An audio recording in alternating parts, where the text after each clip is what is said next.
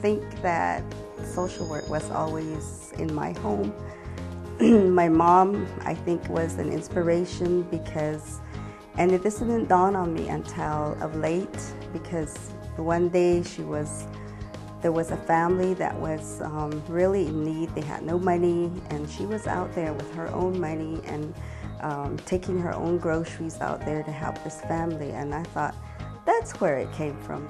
My mom adopted a neglected child, a relative, and I helped care for that child, and he's an adult now, doing really, really well. So I think it was just an inspiration from my mom. Knowing that I am helping somebody, that there's just kids out there that don't have anybody to talk for them, that don't have anybody to help them, and knowing that I'm there for them. And also just sometimes, once in a great while, one of the people that I help will call and say thank you. And I think to this day I have one teenager that I help, and she's like maybe in her 30s now. She still calls me and she tells me, just keeps telling me that I want to keep in touch with you because you made a big difference in my life. So things like that, I think, is what keeps me going.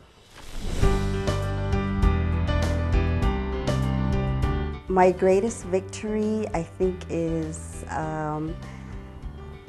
being able to do social work and raising a family at the same time. My kids,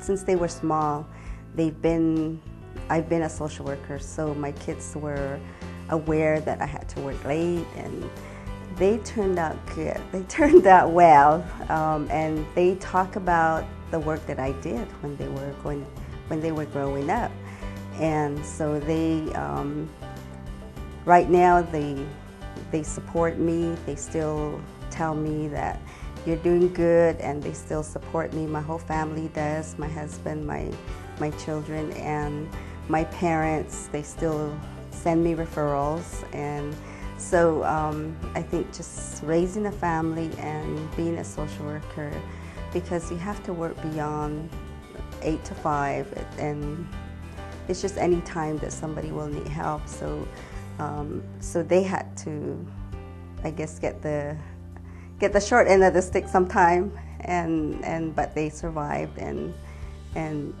everybody's doing well.